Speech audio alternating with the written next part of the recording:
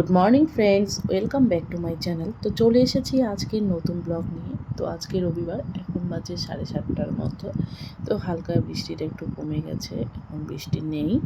তো আমি স্নান টান সেরে চলে এলাম এখন রান্নাঘরে। এখন একটু চা খেয়ে নেবো, এরপর রান্নাবান্নার কাজ শুরু করে দেব। তো আজকে তাড়াতাড়ি সমস্ত কাজ কমপ্লিট করব। আজকে আমরা যাব একটু ফালাকাটায়।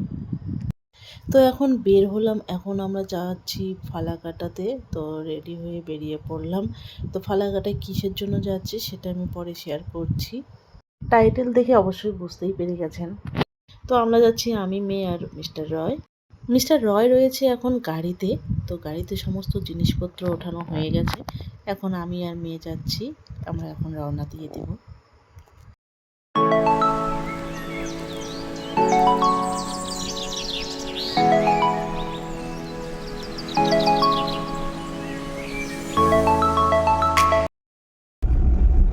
হ্যালো বন্ধুরা, ওয়েলকাম টু মাই চ্যানেল। আজকে আমরা নতুন ব্লগ নিয়ে চলে এসেছি। আজকে আমরা যাচ্ছি সোনাইবাড়ি।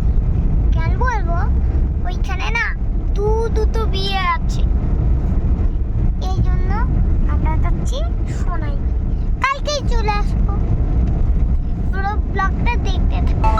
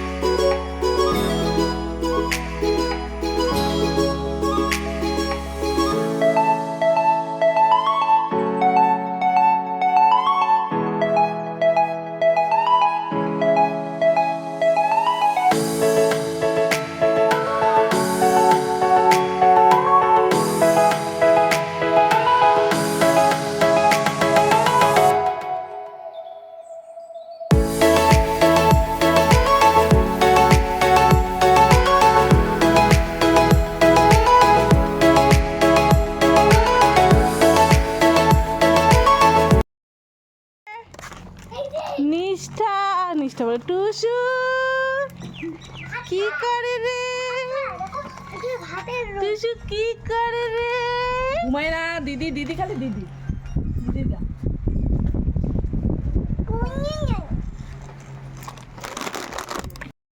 আমরা এখন চলে এসেছি বাড়িতে। এই যে টুসু আসছে। তোমার নাম কি? আনো, দাও পড়াই দিই। জুতো পরো, হাঁটতে পারবে তাহলে একটু হাঁটুক। তো মেয়ে তো আপনাদেরকে বলেই দিল যে আমরা ফালাকাটায় এসেছি বিয়ে বাড়িতে। তো এখানে দুটো বিয়ে রয়েছে। তো প্রথমে যাচ্ছি আমার এক কাকাতো বোনের বিয়ে। তো ওখানে আমরা প্রথমে যাচ্ছি, আমাদের বাড়ির পাশেই, মানে আমাদের বাড়ির থেকে দুটো বাড়ির পরেই ওই কাকুর বাড়ি। তো ওখানে প্রথমে গিয়ে এখন একটু দেখা করে আসব।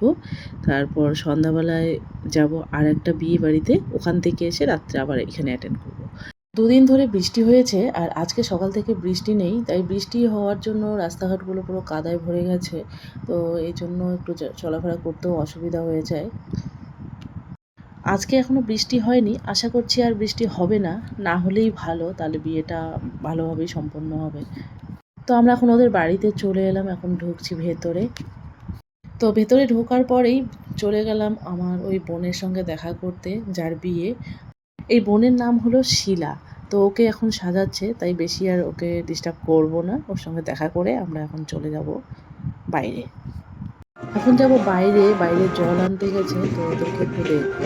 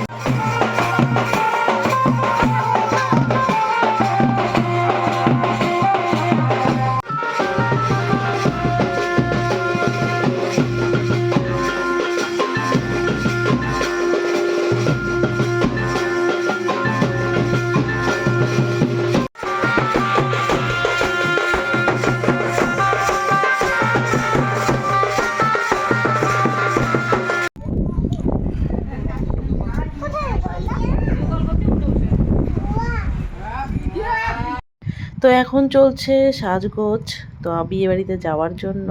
তো বোন বললো ওর একটু চুলটা বেঁধে দিতে, তো ওকে চুলটা বেঁধে দিলাম। যাবো এখন গিয়ে রেডি হব। না নেই, কারণ দুটো বিয়ে বাড়িতে যেতে হবে। প্রথমে যাব দূরেরটা, তারপরে এসে বোনের বিয়ে। আমরা এখন রেডি হয়ে বেরিয়ে পড়লাম। এখন যাব প্রথমে 5 মাইলে বিয়ে খেতে, তারপরে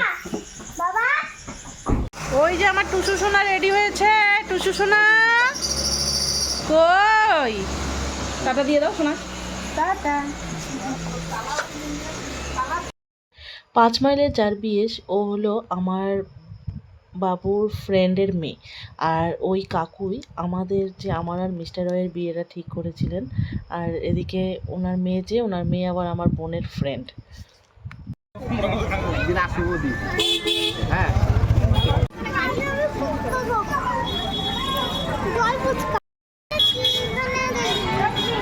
তো এই হলো সোমা, যার বিয়েতে আমরা আজকে এসেছি।